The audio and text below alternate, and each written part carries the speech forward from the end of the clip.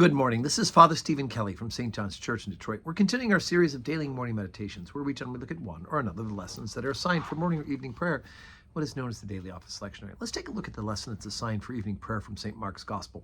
We're in the 10th chapter, beginning at the 32nd verse.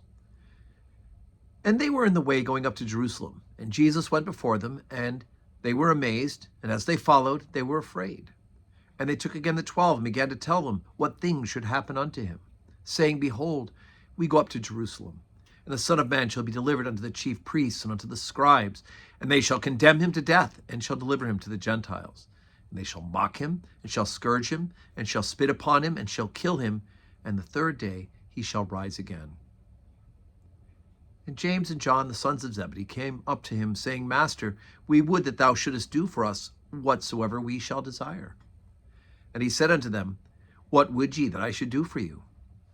They said unto him, Grant that unto us that we may sit, the one on thy right hand, and the other on thy left, in thy glory. But Jesus said unto them, Ye know not what ye ask. Can you drink of the cup that I drink of, and be baptized with the baptism that I am baptized with?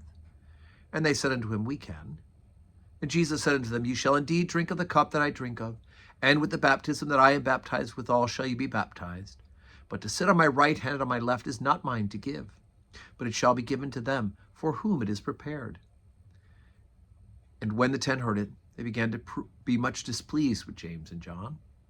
But Jesus called them to him and saith unto them, Ye know that they which are accounted to rule over the Gentiles exercise lordship over them, and their great ones exercise authority upon them.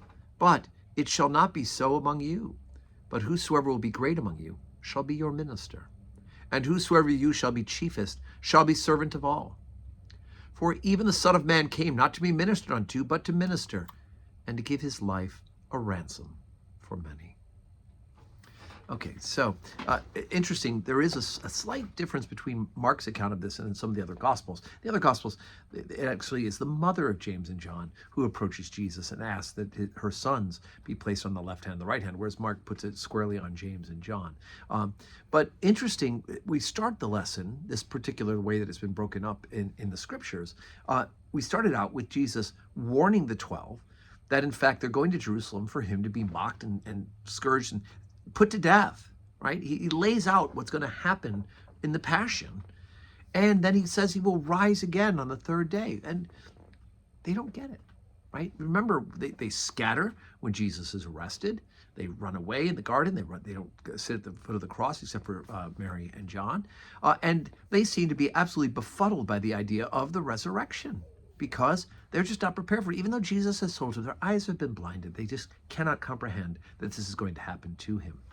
But of course, the big oomph for this particular teaching is at the end, where Jesus reminds them that their job is not to be in charge, their job is not to be in authority, their job is to be servants. Yesterday we read the feast day from Sunday at Mass, and we talked about Gregory the Great, who took the title for himself as a servant to the servants of God. In other words, he put himself as a servant to those who are serving the Lord.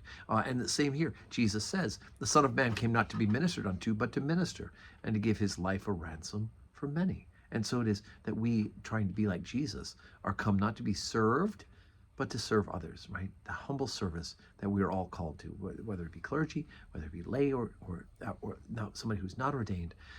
We're all called to humble service to our Lord and to each other. If we jockey for position to be important, right, then the first will be last, and the last will be first. So let's love Jesus, serve Jesus, and serve others in his name. So today's Tuesday, 12:15 Holy Communion, 4 o'clock evening prayer. I do hope you can join us, and I will see you, God willing, in church.